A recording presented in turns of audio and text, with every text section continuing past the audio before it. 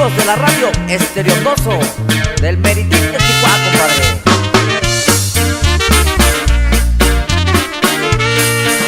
A orillas del río Bravo, en una hacienda escondida, Laurita mató a su novio porque él ya no la quería y con otro iba a casarse. No más porque las podía. Hallaron dos cuerpos muertos al fondo de una parcela. Uno era de Emilio Guerra, el prometido de Estela, el otro de Laura Garza, la maestra de la escuela. La última vez que se vieron, ella lo mandó a llamar cariño del alma mía. Tú no te puedes casar, no decías que me amabas, era cuestión de esperar.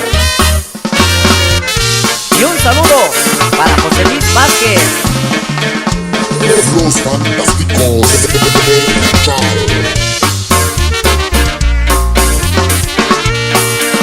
Tú no puedes hacerme esto, que pensará mi familia.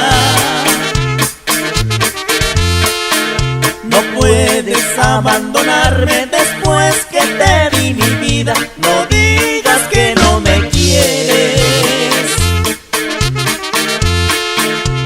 como antes sí me querías. Solo vine a despedirme, Emilio le contestó. Tengo mi novia pedida, por ti mi amor se acabó, que te sirva de experiencia lo que esta vez te pasó. No sabían que estaba armada y su muerte muy cerquita de la bolsa de su abrigo. Sacó una escuadra cortita, con ella le dio 6 tiros. Luego se mató Laurita.